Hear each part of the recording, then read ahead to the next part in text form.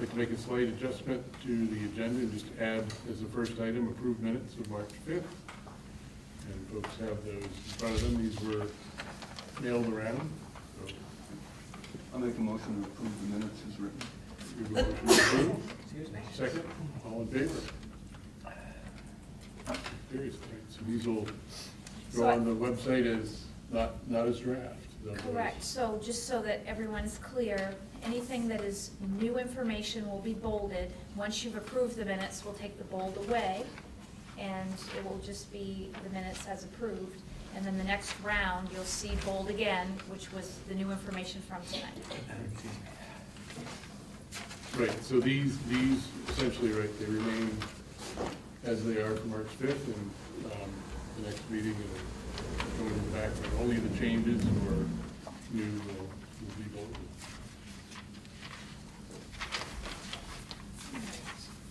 So, next item on our agenda are updates to prior articles that we've discussed. And so we are bringing 2 updates for you tonight. We've discussed several articles so far, so we'll bring back periodic updates as we have them. So Article 4 and 10 will have updates tonight, and I'll start by going over Article 4's updates, which is other instruction, that's co-curricular and extracurricular. And I have a handout for you about that.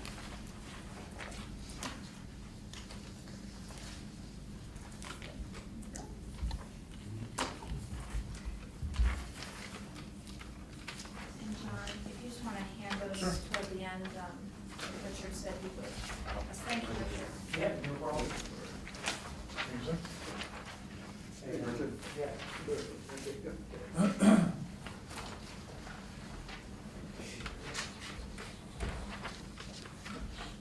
So you can see in the header on this page that we had an initial presentation on February 12th where we had a proposal of $886,572.69. We're coming to you with a revision today where you will see that we have a $6,000 increase. And the reason for that increase is the final bullet in the detail list.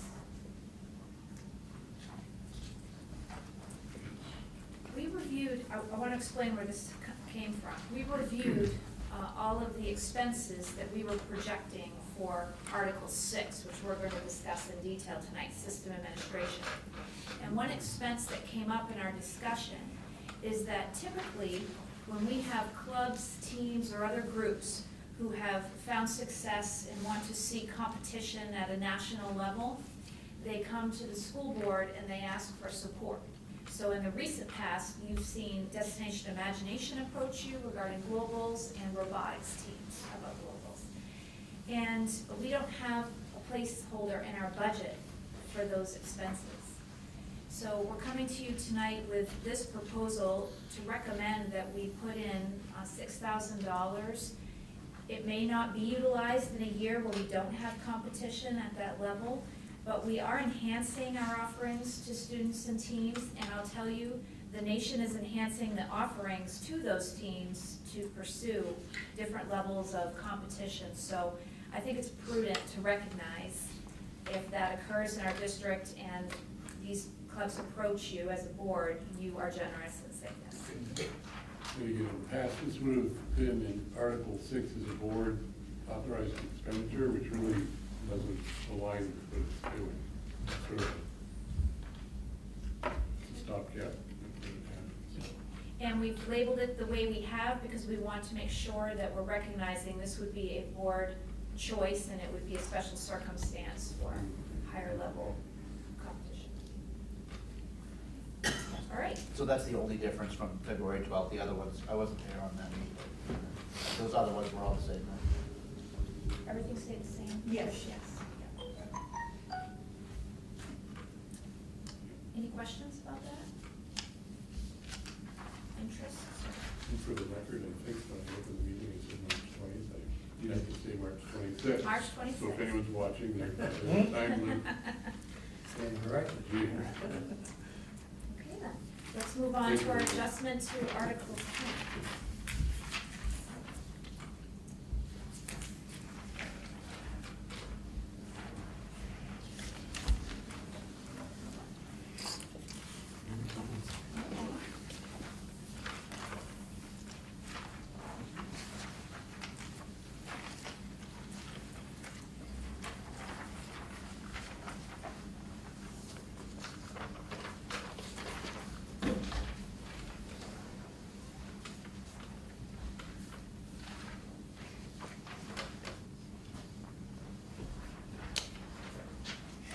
Article 10 is debt service, but it's state-approved debt service. And in RSU 22, we have two examples of that with our flow-through for Frankfurt debt service on their prior elementary school and the new Hampden Academy.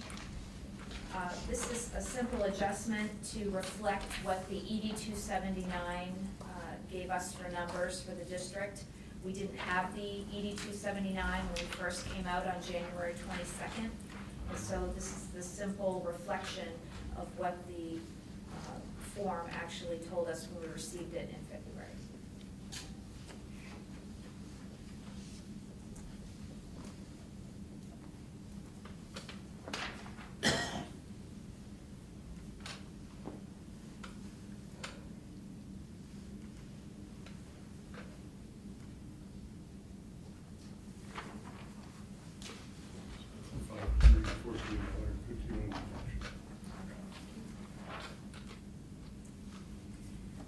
$514.51 reduction In total budget. in the Article 10. Yep. What'd you say, 5:15, what? 514.51.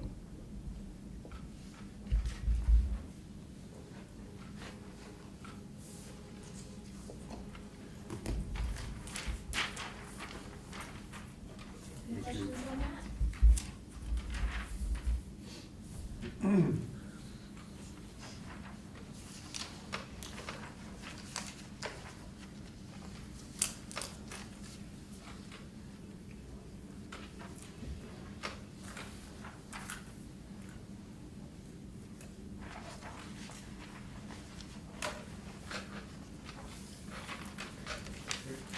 Right.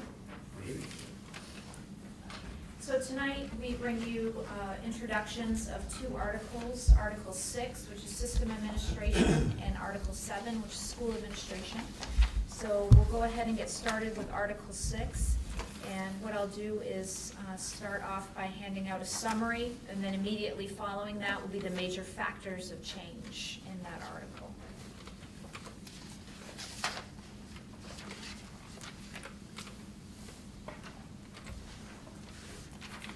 Did you have any adjustments to the others?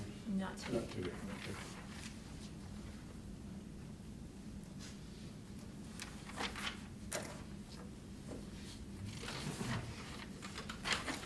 And right behind it, we'll pass up on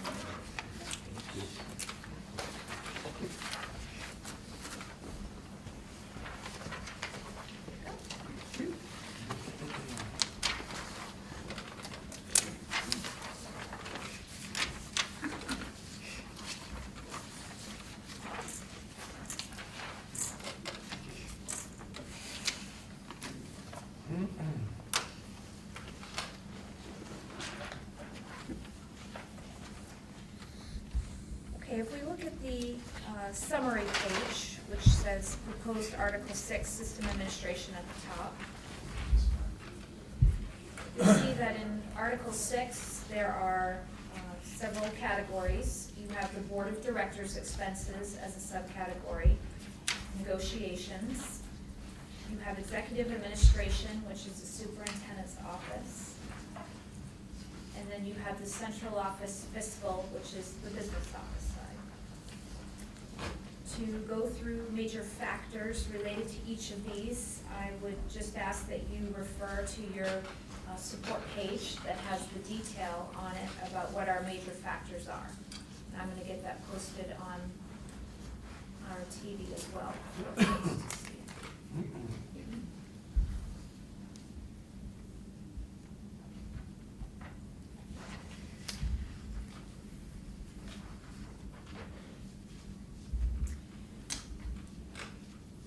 In the Board of Directors column, you do see an increase there of $12,721.89. The majority of that increase is an increase to legal services that are not related to negotiation. The reason for this increase is that we try to work on 3-year averages.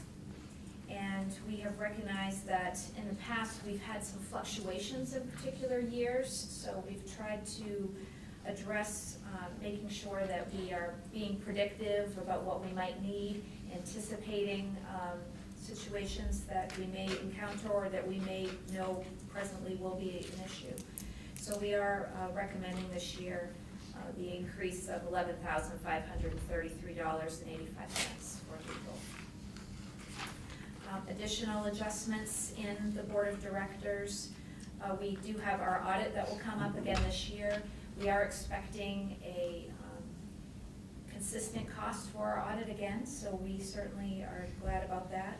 We are building in some costs for pre-audit service, just to make sure that we're well prepared going into this year and that we have all of the aspects well covered and prepared in July and August. Any questions about that section? So, are we negotiating in the spring of 2020? The teachers? Yes. And the supposed? So- Both, okay. Let's- And that's been a let's- while since we've done both the same year, right? That's correct. The support staff next year will be moving into the third year of the contract, and then teachers into the second year of the contract. So that brings us right into our next subcategory, which is negotiations. And we are recommending this year that we do see an increase for legal services for negotiations.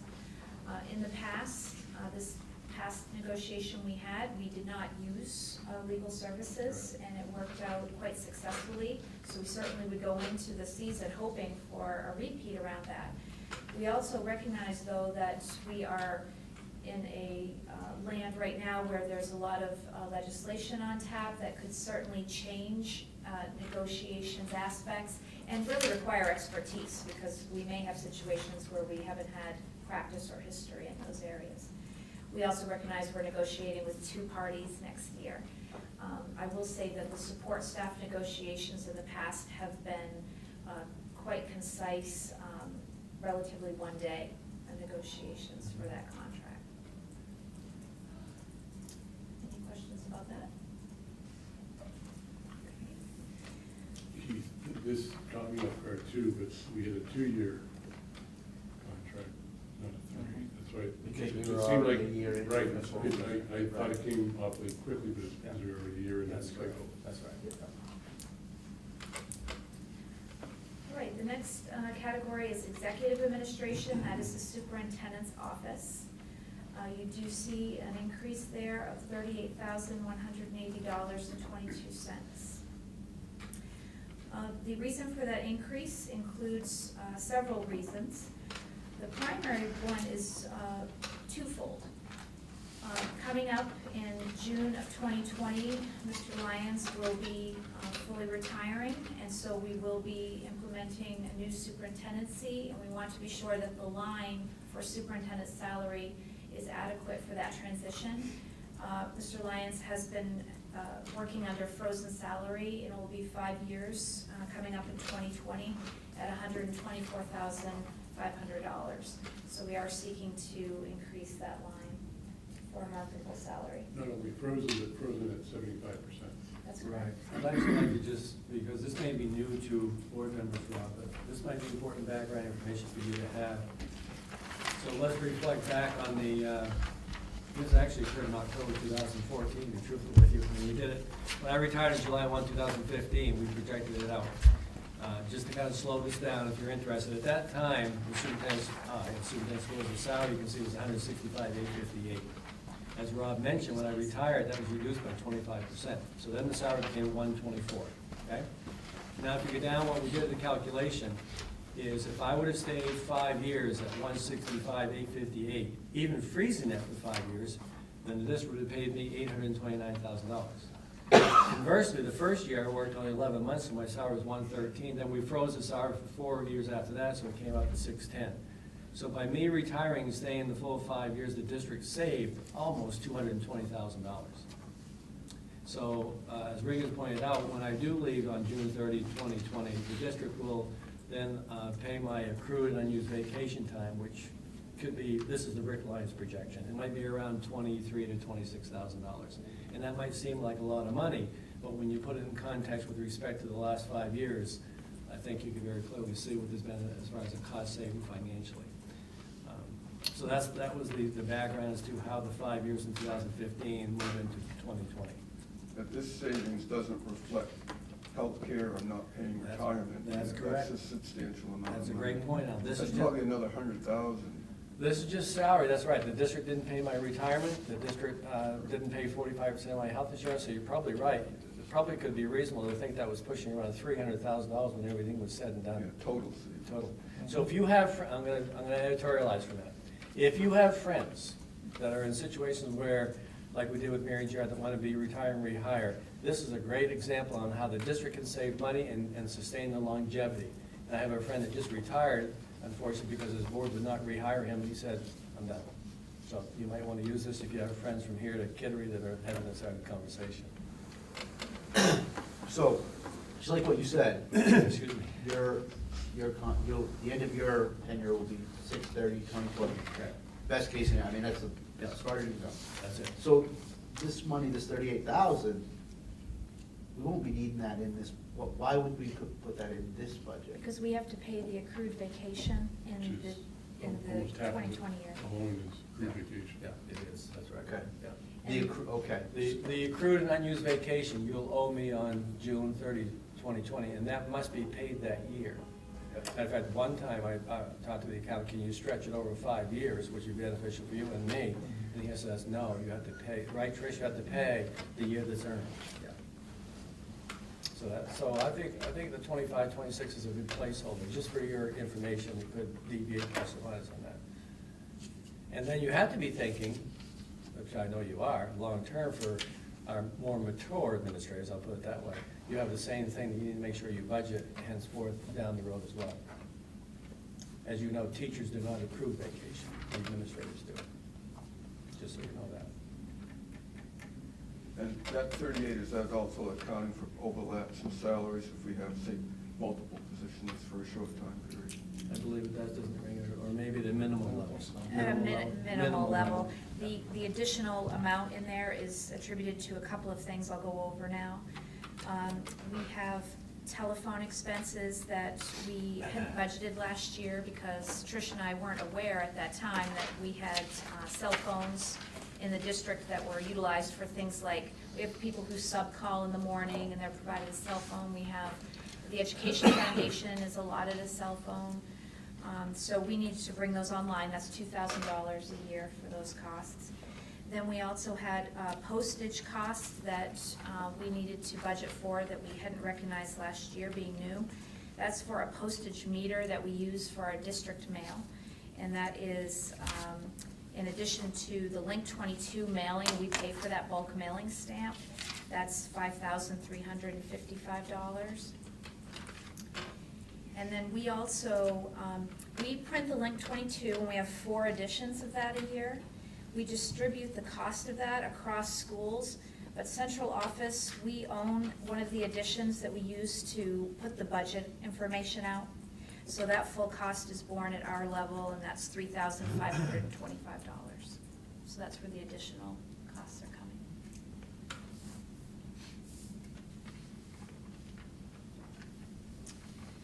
And then there must be some other small miscellaneous. Right, There there are are some. 32,000 out of the 30. Right. There's some dues and fees, professional literature. There's professional development that we have increased slightly in executive administration because we know with new incoming superintendent, there's going to be needs for professional development, and also in the business office, which we'll talk about in just a moment.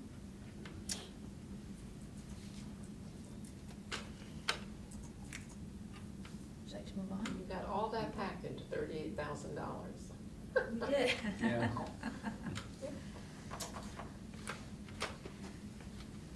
Okay, so central office fiscal, so that's our business office. What I'd like to share with you about those expenses are that the primary cost in that category is increase in salaries and benefits. We have built in a 3% salary increase. We have had some adjustments to benefits in the office. I will say overall that one area where we have tried to beef up the budget to the tune of about $1,600 is professional development in the business office, because you can imagine I'm relatively new, Trish is relatively new, we have Patty who's come online in payroll, and we're recognizing that we need to start cross-training people. As you have a veteran staff in the office, we have people who are out with vacation, or we want them to be able to do multiple functions, so we're going to make sure we're prioritizing that. We'll also be bringing on the new software for accounting. I think you've heard me mention that a few times, and we know that we'll be starting some of the training for that after January of 2020. So the actual software purchase, is that in here? That is not in here.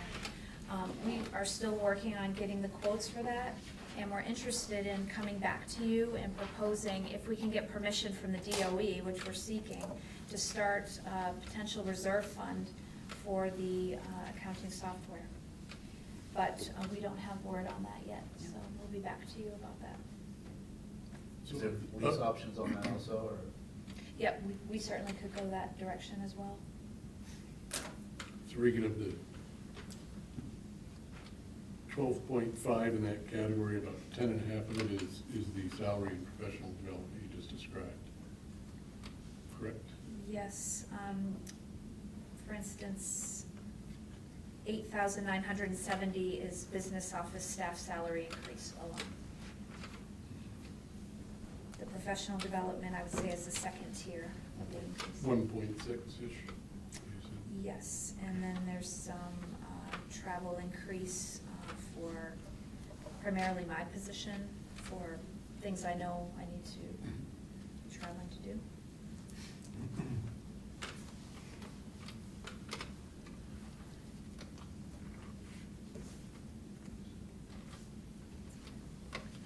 Any questions on that?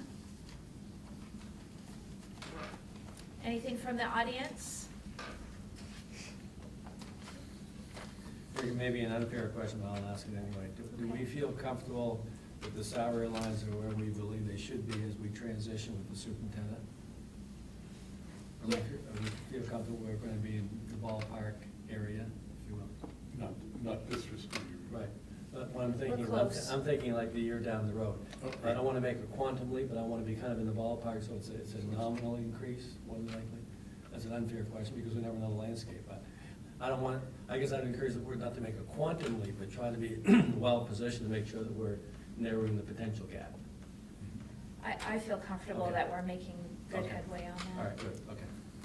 And I think it gets back to your point, Bob, why I asked that, because we reduced the salary 4 years ago by 25%, and we had to be conscious of that. I guess our approach is expenditure-based, is we're gonna put it in there when we need it. We don't There you go. put it in advance because it's not being spent that year, but it will explain why there's a bump in that category next Exactly. year, for sure. Right. Right. And I would remind us that Article 6 last year did have a decrease. We had a $13,000 decrease in Article Mhm. 6, so I think we're leveling it out and recognizing that we have the legal service needs.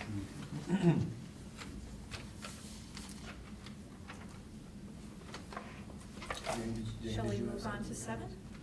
No, I just, because you had said before that the 38,180.22, that also was to put some money in to keep us, to get us in line. Okay. Yeah. 'Cause when Yeah. you said it, and I thought I heard someone over there say no, and I'm Yeah, thinking, okay. no, I think that Yeah. is, and we need to do that. Yeah. Right, okay. One thing to note also is we had $15,000 in last year's negotiations that we didn't use, we won't use any of, right? Could you say it one more We time? had $15,000 last year for negotiations, which we will not use at all, right? Correct. We actually had last year, For legal, right? Right. So we didn't use that. Staff relations negotiations. We had $15,000. 15, I Yeah. thought you were Yeah. saying 50. No, So no, I 15, was- 15. okay. We 15, negotiate yes, that's true. We negotiate on our own. That's right, we Right. did not utilize it. Yeah. You know, we had times where we might have to inquire about something. Right. So there were minimal Minimal. expenses up against that 15, but Right. nothing substantial. Well, and when folks wonder where does the money in the unallocated fund budget, the unallocated funds come from, that's part of it, there's 15,000 that wasn't used, that Mhm. is unallocated Correct, now. That's right. exactly.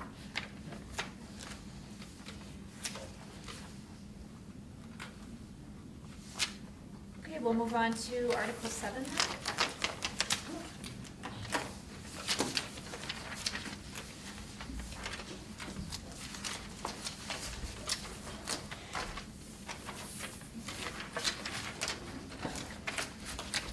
We'll have 2 sheets coming for this as well.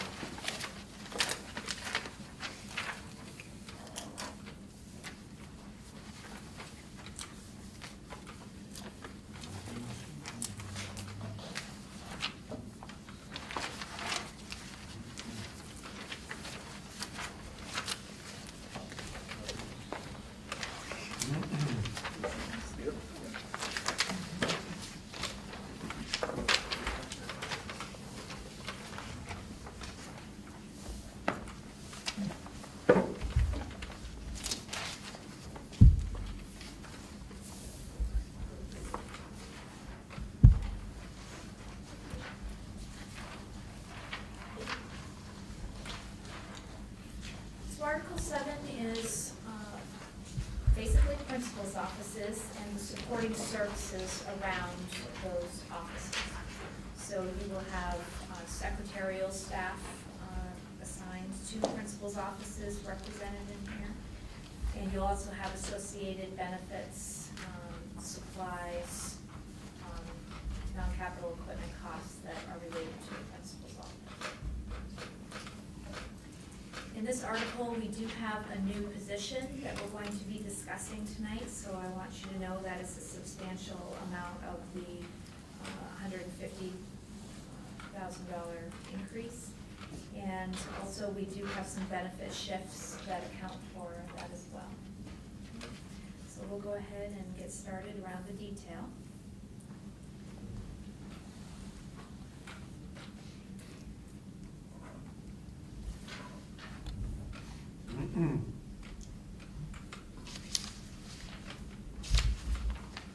We have recommended an increase in principal salaries at a 3% level, so that is accounting for $37,430.29 of the increase. We do have a new position we're recommending, and that is a dean of students that would be shared by 2 middle schools, Reedsbrook and Wagner. And I'd like to stop for a moment and talk about this position, because I think that at times administrative positions get a jaundiced eye. But I'd like to talk to you about what I see as a triangle that we're supporting by inserting this position.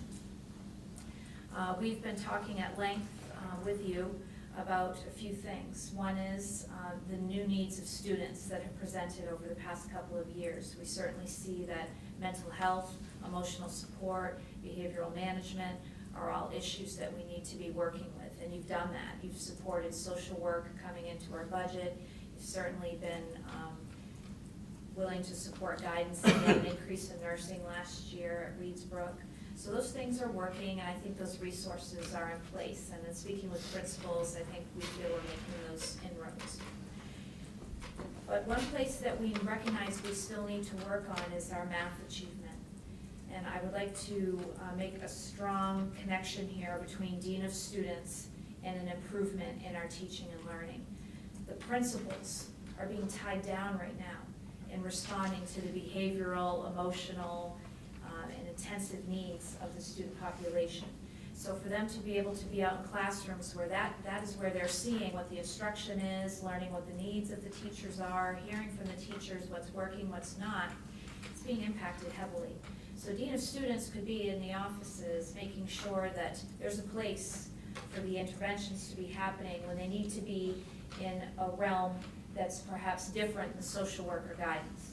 And I would describe that to you as behavioral management. We often call it discipline, but I think there are many ways in which we do that. Another advantage of this position is that we would have it related to athletic directorship. So we will be in talks around how this could bring some unity to both middle schools, because we have so many similar efforts going on. but we don't always have the ability to have that one position to talk about what's going on between the schools, and this could do that. And we talked in our athletic committee meeting about how we'd like to see some more unity between the athletics, so I think there are real possibilities there. And we may be able to reduce stipend costs for athletic directorship through this effort. So what I'd like to do is just give the audience a moment, being mostly principals, to comment about what you see as advantages, challenges, and advocate. I think you gave a real nice summary of the social, what the emotional needs and the behavioral needs of students that are really ramping up. And I find, speaking for myself, that gets in the way of instructional leadership opportunities because, often on a given day, you're putting out fires all day long. And so I think the other opportunity that this presents itself is that it's a benefit to both our schools. At Reedsbrook and Wagner over the last number of years, we're looking at adding, I'll give you an example, special education supports, and to help deal with some of these types of issues that we're discussing. And this is a way to do something that's streamlined, that benefits both schools and a need at both schools. So that's how I would see this, and we would need to look at adding positions in other areas that would be more singular to a specific school, one or the other. So. One of the things I will add is it will allow an opportunity to be able to get into the classrooms on a more regular basis, so you can have more of the consistency with what the pedagogical approach for teaching should be, or you want to be able to have it look at. But at the same time, having someone that would be shared between the two buildings would hopefully also make the two a little bit more unified in many aspects, both with how we're dealing with students, also with the core academics. It'll just create a bridge in the communication going back and forth. Mm. So. Have we gone so far as to what that would look like? I mean, so we're spending a morning in Winterport, an afternoon at Reedsbrook, or a day in Winterport? We kicked around a couple of ideas. And right now, with some of the ideas that we had talked about or have expressed was possibly 2 days, 1 week, 3 days, one school, 3 days at another, and then possibly the following week switch. Or would that be a Monday, Tuesday, when, not sure. But try to make that as equitable as possible. But even though in my opinion, even though one school may have a larger population than the other, doesn't necessarily mean that the need's always going to be greater than one or the other. It could be fluid, is what we're saying. And they're 7 minutes apart, so Yeah. it's not like we can't Right. be agile in where the need exists if it comes up. That's right. And I really like the full day approach at one building because, you're in there and you get into a rhythm and we could plan in advance. In the middle. Cut into either way from where I'm in the middle, that's where you add it together. How fast they drive. That's 7 and 15.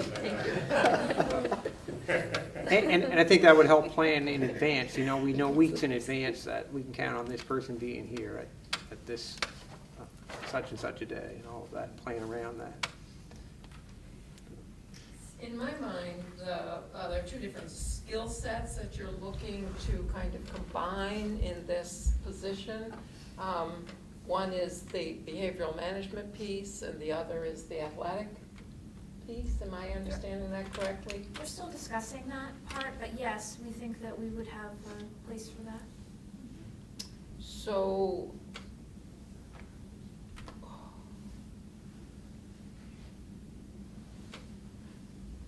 you would be looking for both then you haven't, obviously at this point, you don't have a job description for this yet or qualifications for this position yet, right? Well, they're forming, Okay. but I think that what I would offer to you to know is that athletic directorship, I think, is in many ways definitely under an umbrella of administrative skill set. It's really around scheduling, around developing the relationships with the different groups that are needed to feed into the school, whether that be officials or the coaches group. And so when you have someone who has familiarity with the students because they are around the student body all day, it really is advantageous. So we recognize that we are looking for skill sets, but oftentimes they're similar to what we would be asking for in someone who's trying to lead students, whether it's toward behavior management skills or towards something like participation and co-curricular. So as the athletic director, this person would be actually involved with students as opposed to involved with coaches and? Right now, the way that we serve the athletic directors for the middle schools is through a stipend. So they're actually teachers at the school. Okay. And so their jobs are around scheduling and making sure that the students are aware of what opportunities are coming Okay. and so forth, parent communication. So I think it lends itself to this type of position as well. Thank you. You're welcome. Is this model, I mean, it sounds very much like a assistant principal. I mean, lots of times you'd see assistant principals in the middle schools, that would be the athletic directors, and would be in charge of behavior and, you know, maybe add some technology pieces in or whatever. Is it pretty, I mean, it's a perfect match, and we've seen it work very successfully. Is that, it's just a different title? Is it pretty I much? would say that it is. I don't Okay. see that there's an expectation we have that would make it something different Something than different that. then? Mhm. But I would like to talk about one angle of this that I don't think we discuss a whole lot. And that is that we're about to insert something into the budget, but how long will it stay there? Because in looking at the enrollments of the schools, we are probably going to run into a decline in enrollment eventually. So I want to make clear that we see this as a necessity right now to remedy some of the challenges we have. We have Reedsburg at a 400 student enrollment. That's substantial. We see that at Wagner School, the enrollment is stable, and we want to be able to get this support in. But as we see decline in enrollment, we'll have to come back and revisit this, because I think administrative support needs to be there in the fashion it does. And then once you have what you need and you start to see that your students are dropping off, we need to reassess it. The other thing is that I think we all wonder about the projections for enrollment, because although our projected graph shows the decline, I know that there are subdivisions and apartment buildings going in left and right, so we may not see that as a reality. Anything else you would like to add? No? Further questions about it? Well, population decline may not necessarily reflect the behavioral issue when you look at ASD or autism spectrum and other behavioral or other learning related. That curve is pretty steeply growing, so about 15% a year on just a percentage basis, even though the enrollment may be going down. Remind me where Title I is no longer instead of, right? Our Correct. funding is truly supplemental. Yes. The staff that are covered by, or I should say the Title I folks, how is their management and coordination arranged at the schools? Because obviously there's more people in the schools as a result of that program. Where does the coordination of the management of that occur? Is that the principal level? Is Right, that the as well? principal still manages the staff that are under Title I. Mary Giard is certainly involved Yeah. with them, Yeah. but I'd say the day-to-day coordination is absolutely the principal. Do you agree? Absolutely, yeah.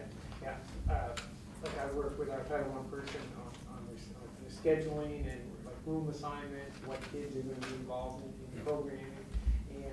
And we work in conjunction with Mary Giard to report data, like we collect data on Right. NWA scores mainly and on student progress, so that she can file her reports with the necessary report that she needs. The only other thing I would like to say about the behavioral management piece of it, I think Mary should get to you and you can clarify this for me. This would be like an acute, not a chronic. So it's something that happened and you need somebody right there, and your social worker is not there, your guidance counselors are tied up, and then that would be then passed on to them for further review and service. So this behavior management is like a day-to-day behavior management. I would say most likely, but I think that we all have hopes that when we get the person into the position, that we have the person developing strong relationships with kids. We Right. all know relationships are what Right. lead to the best behavior management. So if that means the dean of students needs to be involved on a regular basis with a child, so be it. Right, but you're not looking for social work or counseling services from this person, which would, I think would kind of get to what you don't need to have someone in this that has a guidance and social work background. You need someone who's relationship building. Correct. That's correct. But not service oriented, I think, was what you were kind of alluding to. Well, it's just, if you're gonna talk about different- managing behavior, it's a skill set. Yes. Oh, it is a skill set. Some but- people have it intrinsically built into Right. their Right, right. personhood. Others need to learn it through professional Right. development, but, Right, yeah. but it's- So I assume that you'll be You're not looking looking for for a that. social worker. You're right. Right. Here's Yes, summary. we will be. Yeah. No, but the person, if you don't mind me interjecting, I please. apologize. The person would be ideally, would be someone that would be aware of special ed regulations, Oh, that yeah. would be Oh, yes. Oh, yeah. completely. I'm not saying that, but Yeah. it's not like you're gonna be looking for a social worker and an athletic. No, manager. but I do want, whoever it would be to be understanding child mentality, adolescent mind, Right. more than anything. Whether they're coming from a trauma type situation to someone who's just making some bad judgments. Right. Because you handle those situations differently. Well, I put Mr. Raymond on the spot, I think I'm gonna be right. I would akin it to Mr. Raymond's position somewhat. For example, Mr. Raymond and I spent an hour today with a young man that we spent an hour with a week and a half ago. So you're dealing with that, you're developing that relationship, you're trying to redirect that behavior of the child. Then you talk about how can the social worker help, the psychologist help, the guidance counselor help. So Mr. Raymond's position akin to the dean of students is that connectivity among all the moving parts. Right. Yep. So if we're seeing this now at middle school, are we looking at needing this at the elementary grades as well? At some point?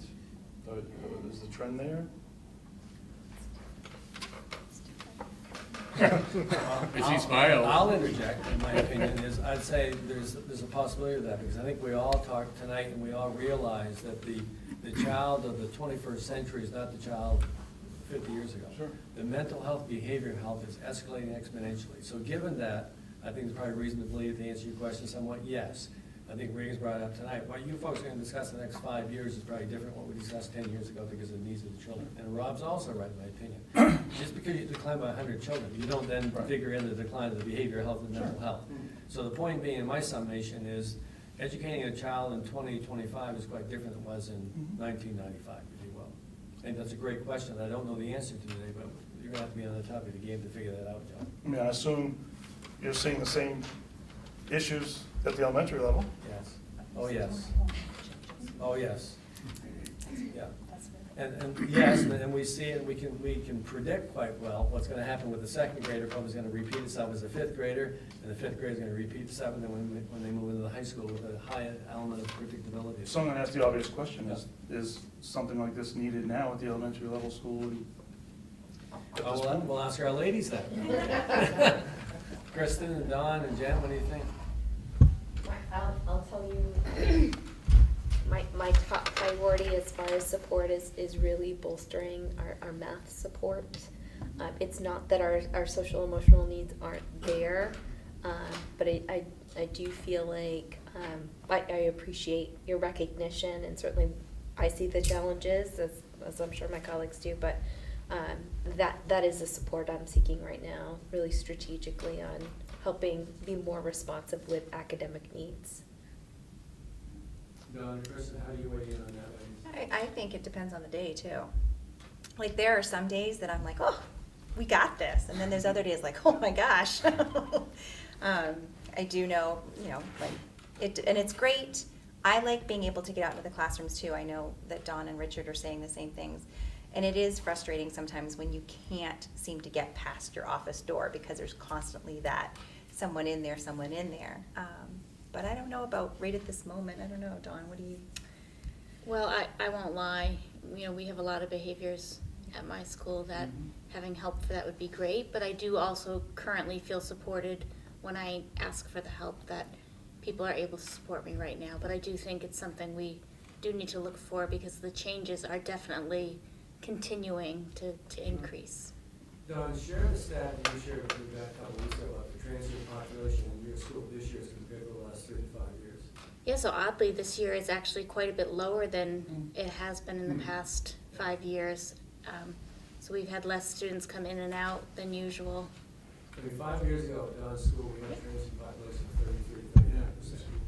And that goes back to your question somewhat also, John. So it's not an easy answer, but I appreciate you asking the question, because as we can see, we're trying to struggling with, maybe not now, but down the road, I think you're going to continue to have the conversation. Absolutely. I just like the fact that it pairs, it's not just a behavioral management, so it's, you know, you go back in time, wait till your mother, your father gets home. It's not that person that's the heavy all the time, it's someone that can develop either respect or role model. I mean, in a way, it's almost parallel to what an SRO does when he's not doing his job of the real issue is friendship building and building that respect, so that people are less likely to cross that line, so. I think next year that we ought to revisit, or every year revisit this with the elementary level too. Probably we should. Yeah. I see the biggest benefit actually with, if we had this discussion in athletic, is the unity, but it's not only the athletic unity, Right. it's the academic unity and then the behavioral unity and that one person that can make contact if they need to with Mr. Raymond as that kid enters, as a freshman. I think the unity is probably the biggest advantage. Did you question? So as you were talking about this, did increasing guidance services come into the discussion as opposed to creating a position like this, additional guidance services? Actually, this position started as a discussion about special education. And we looked very carefully at the numbers in special education and then started peeling away the layers of the onion about what the problems really were that needed to be addressed. And so it went in the direction of this, but social work was really the other angle that we talked about, not guidance, that I recall. Yeah, I think that the special education piece was huge, you know. Right. A lot of our challenges that we have are connected directly to special education, but we would have numbers high enough to justify adding an additional teacher in that area. And, you know, you kind of have to wonder, maybe not, but the needs are much higher. The prevalence of the emotional, mental health, emotional needs are very high among that population. And that's our biggest challenge right there. John, getting back to your question, also in my opinion, down the road, you know, also might want to bring up the question how you can interface to a greater degree with the Acadia Hospital and the resources they provide, which we do here at Hampden Academy. How does that push down to the middle schools and elementary schools? Is that a possibility as well? So let me just speak about social work, and then I want to speak about a byproduct of this recommendation. Yeah, it's a guidance too. Yeah, Guidance, okay. I think for social work, we do have a contract for Smith and Wagner schools that they're accessing for social work. As far as guidance counseling goes, I think we feel like our guidance counselors at our buildings are fulfilling the roles that we're expecting of them. And they are one of those positions, like Jane reflected, gets involved with a student and helps to decide what resources in addition need to be assigned to the student. But there's going to be a byproduct advantage of this decision, in my opinion, and that is that your principal is out and about. When you get your principal afoot, I think your principal learns a lot in a day. I think you could ask any one of them. Going into classrooms is one of the best opportunities in your day. Secondly, kids see you all over the building, and their behavior gets shaped by the fact they know they're going to run into you and see you, and you get to establish your relationships in the environment that you want them. So instead of having these conversations with kids in your office, you're talking to them in the math class, in the hallway, in the cafeteria. So I think we're going to see that instructionally, there will be a lot more conversation and guidance around that because the principals will be out. But I think the students will have much better relationships because they'll be able to see their principals and hear from them right in the environment in which they're seeking to perform. I guess just my concern is if these children need a new skill set themselves, where are they getting that? Where are they getting the instruction for? So let's talk about guidance class offerings, if you'd all like to talk about how we do run that and what we're addressing. Well, yeah, no, No? don't, no, Okay, don't need to do that. okay. Any other, I just have one point. As I reflect back at looking at wants and needs we've seen for as long as I've been on this committee, I remember seeing you, when you were the principal at Reeds Brook, looking for a assistant principal. I think it might have been maybe the first thing crossed off, but it was there. And I think Richard's asked for, maybe you called it a dean of students before. Well, I was looking for an additional special Yeah. education teacher for quite a number of years, and so we were able to kind of like think this through, and maybe we can combine something here Right. that benefits both schools and meet that need, right? To my point, it's just, this this isn't something that came up this year, it's been something that's been. But back to Marion's point, you know, I guess I see the dean of students as somebody who would be teaching those skills. I think if you talk with Nick or any of the principals, I remember days, I certainly felt like I was definitely working on teaching kids what it is that they needed to be doing, how they might have a pathway to get there. It wasn't all disciplinarian and just telling them what their consequence was and exit. There really were development of plans. So do you find that you are instructing students through their Absolutely, visits? that's where the power is. I mean, that's what our job is. We're educators, we want to teach kids, and when their behavior's going off, and we just give them a consequence with no education behind it, we're missing the But I mark keep- for sure. And I would This say isn't call a it a budget restorative discussion, conversation. so I'll take it somewhere else. But I appreciate you bringing it up because our budget shows our priorities.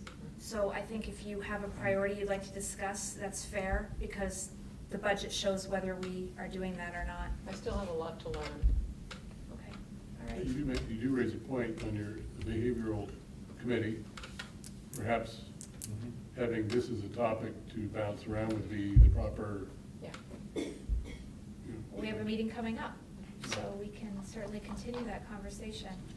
Bill, I think Bill got cut off though, he was sharing Well, I something. was just mentioning, it's really like a restorative conversation. I mean, every time you pull a student in, this is what you did, this is your consequence, it's what's going on. Sure. Why did this happen?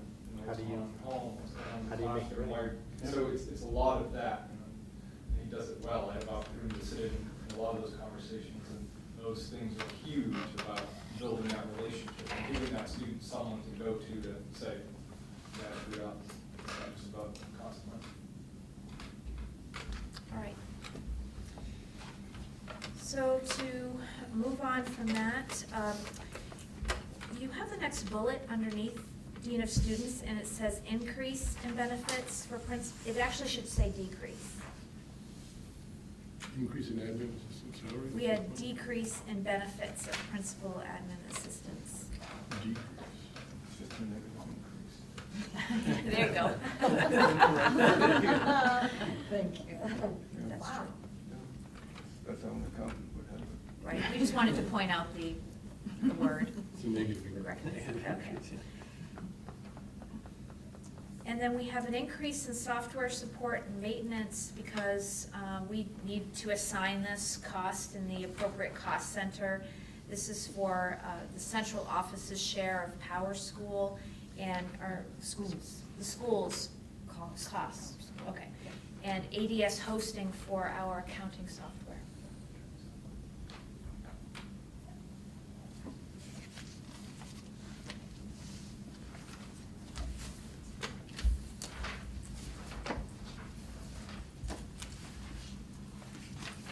Things like the hosting, are they solicited over contract in a period of years? How does that work? Or is it tied right to the software itself in some cases? It's contract software. In this case, it is because, Right. yeah.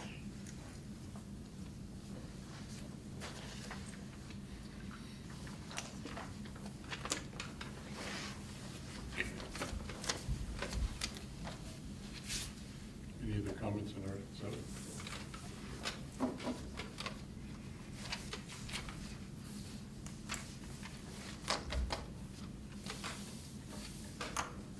Anything else to report? Well, we do have a next budget meeting, So that will be April 9th, and we will be discussing Article 5, which is support services. That includes guidance, health services with nursing. We'll have technology, library, assessment, and curriculum. So we'll be bringing that to you shortly.